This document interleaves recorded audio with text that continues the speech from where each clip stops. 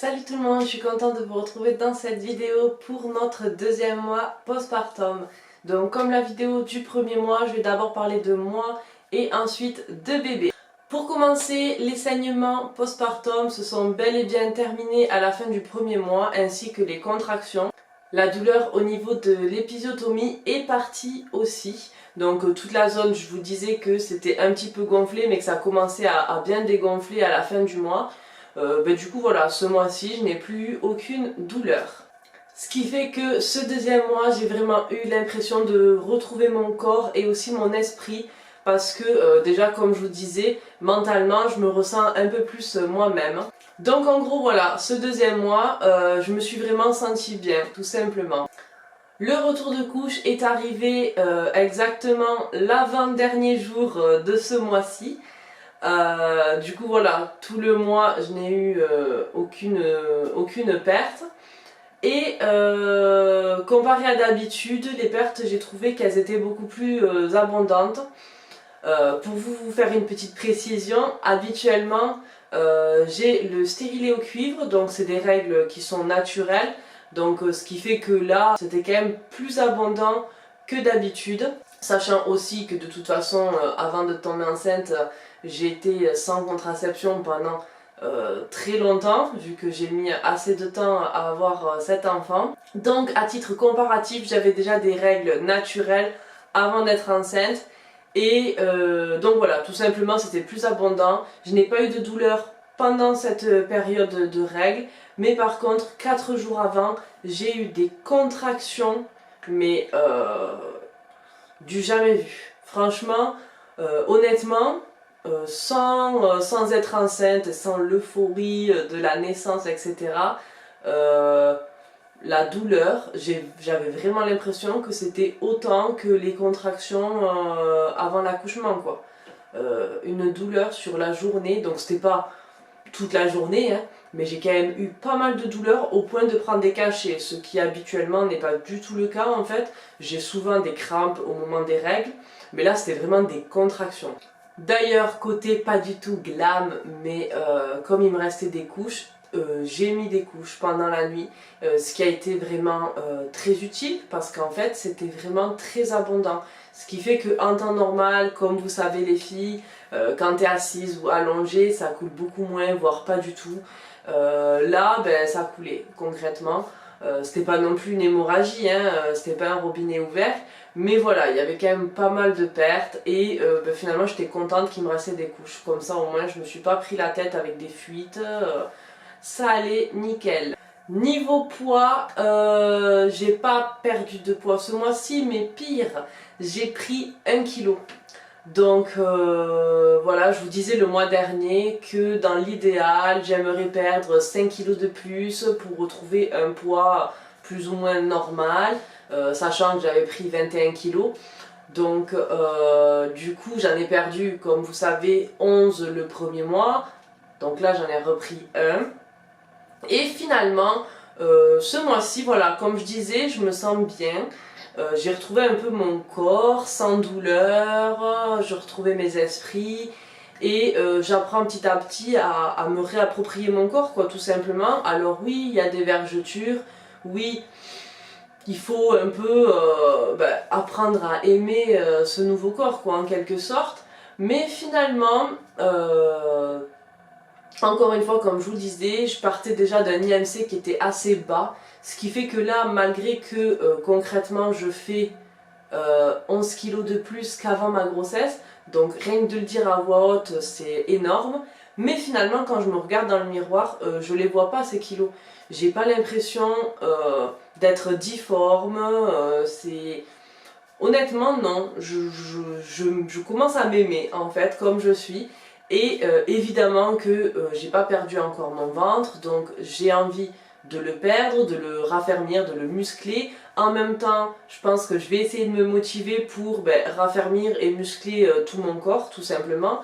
Avant la grossesse, je n'étais pas du tout sportive, mais je me dis que là, voilà, c'est l'occasion de s'y mettre pour tout simplement, voilà, être en forme et raffermir, parce qu'effectivement, c'est pas très ferme, quoi. Donc voilà, c'est l'occasion ou jamais de me mettre au sport, pourquoi pas. Je pense que je vais pas faire non plus des grandes séances de sport, mais je vais m'y mettre petit à petit. En tout cas pas pour l'instant parce que il faut d'abord faire la rééducation du périnée et la rééducation abdominale.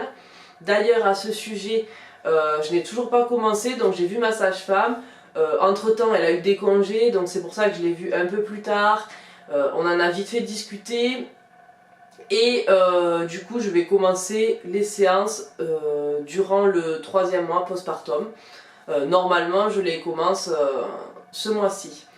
Donc je vous en parlerai la prochaine fois. En gros voilà, pour faire court, peut-être que je perdrai du poids, peut-être pas, je n'en sais rien. Quoi qu'il en soit, je ne vais pas faire de régime particulier. J'attends d'avoir fait les rééducations.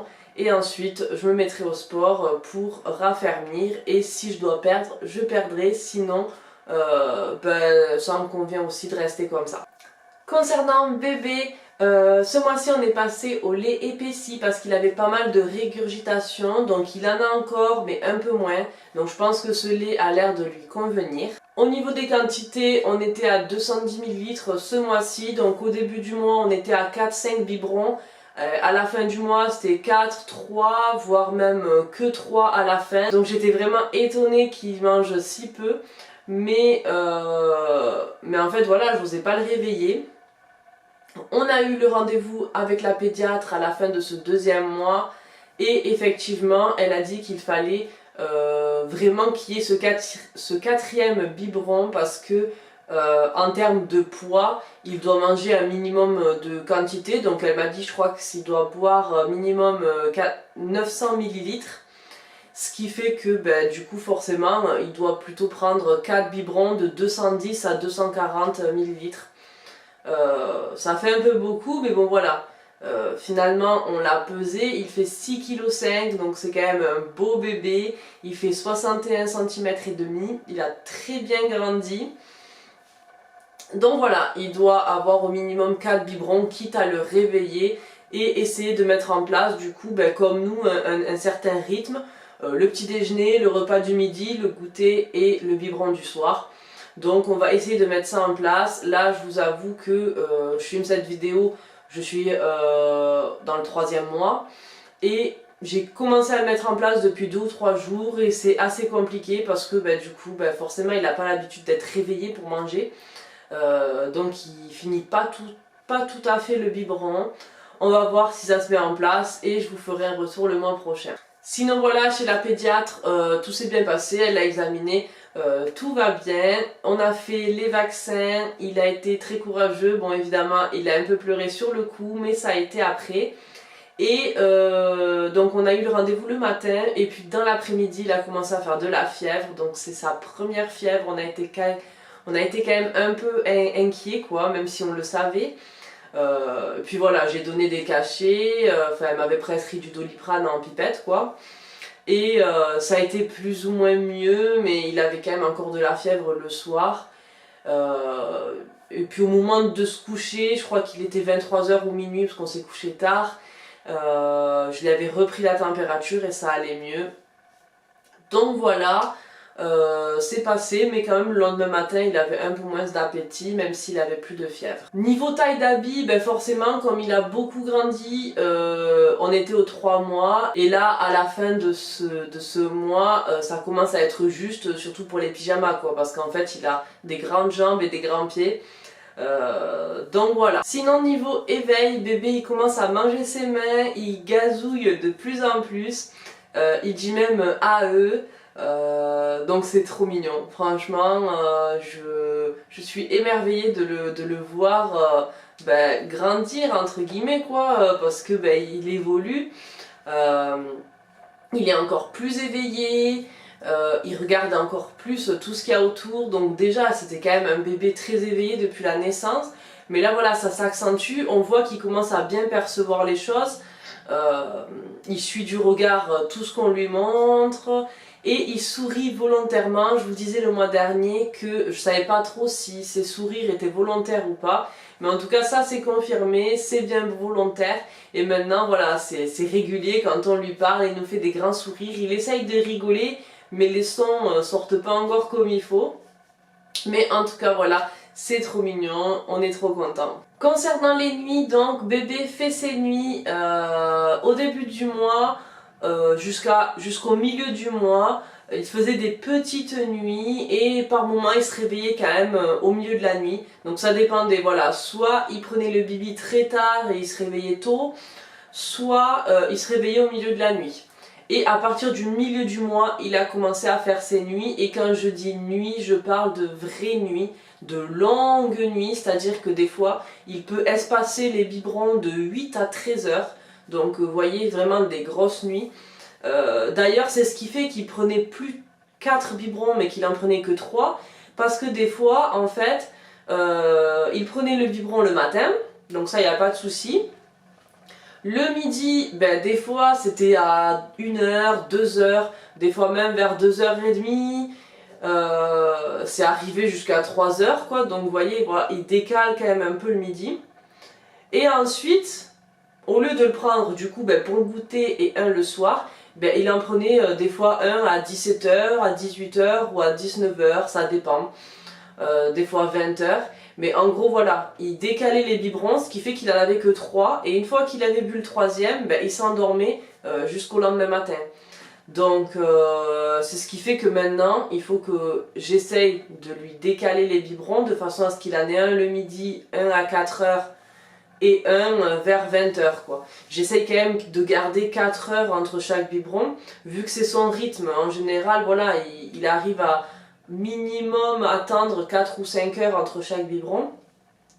Donc j'essaye, voilà, mais c'est pas évident, donc je vais voir comment ça se passe, mais c'est vrai que c'est pas du tout évident. Ce qui fait que ben là depuis 2 ou 3 jours, en gros, le biberon du soir, au lieu qu'il soit à 20h, il est plus vers 21h, 22h, vu que ben forcément il est en train de dormir, j'ose pas trop le réveiller, donc j'attends quand même un petit peu. À chaque fois je me dis est-ce qu'il va se réveiller, puis forcément non. Donc au final ben, il se couche plus tard que d'habitude quoi. Mais ça l'empêche pas de se réveiller à 8h, c'est son nouveau rythme. D'ailleurs si vous n'avez pas vu, je vous ai filmé 24 heures avec nous. Et donc voilà, vous verrez qu'il a quand même un rythme que les 2 jours où j'ai filmé. Il s'est réveillé vers 8h, donc des fois il a un petit réveil avant, vers 6h ou 7h. Et je lui remets la susu et il se rendort. Et des fois il a même pas de micro-réveil, il se réveille directement à 8h. Ce matin même où je vous filme cette vidéo, d'ailleurs c'est le cas, pour vous confirmer, il s'est réveillé à 8h pétante. Voilà, je crois que j'ai fait le tour de ce deuxième mois postpartum. Je pense avoir rien oublié. Après voilà, n'hésitez pas à regarder ma vidéo sur les 24 heures avec bébé. Je vous parle un petit peu aussi comment on s'organise pour le dodo. Donc là pour l'instant il fait seulement la sieste dans sa chambre, mais il dort avec nous. Quoi vous dire de plus, je ne sais pas. Je pense que globalement, voilà, bon l'essentiel c'est que bébé va bien, je vais bien. On s'est remis tous les deux de l'accouchement et d'ailleurs le papa va bien aussi. Et là je suis sur la fin de mon congé maternité et pour info, je ne vais pas reprendre tout de suite le travail, j'attends de voir, je suis à mon compte. Donc peut-être que je vais continuer à voir des clientes peut-être le soir et le week-end, de façon à ce que ben, je puisse tout simplement garder mon fils la journée. En parallèle je suis aussi inscrite au chômage, donc ben, du coup voilà, je vais voir. Ce qui est certain c'est que en fait mon auto-entreprise c'était dans le but d'un deuxième emploi, d'un complément de revenus, parce qu'à l'époque j'étais en CDI. Pour vous la faire courte, voilà, j'ai quitté mon CDI, de fil en aiguille je suis tombée enceinte et du coup voilà, je me retrouve maintenant au chômage. Je vais voir si je trouve un emploi qui me convient avec des horaires qui me conviennent, ben, du coup je trouverai un mode de garde et j'irai travailler. Sinon ben, je continuerai de chercher, en attendant je verrai si je développe mon auto-entreprise. Il y a aussi YouTube, je vais voir si ça se développe parce que vous êtes de plus en plus à me suivre et je trouve ça cool. J'aime bien partager avec vous, échanger sur la grossesse, maintenant la maternité, la parentalité. Et j'aime bien aussi voilà, donner des petits conseils, des petits bons plans. Dès que j'en trouve, je vous les partage. N'hésitez pas d'ailleurs à me suivre aussi sur Instagram. Et ben voilà, je clôture cette vidéo. J'espère que ça vous a plu. Mettez des pouces bleus vers le haut. Ça m'encourage, ça me fait plaisir et ça permet aussi de mieux répertorier la vidéo sur YouTube et avoir plus de visibilité. Si vous n'êtes pas abonné, ben du coup abonnez-vous aussi. Et je vous dis à très vite dans une prochaine vidéo. Ciao ciao!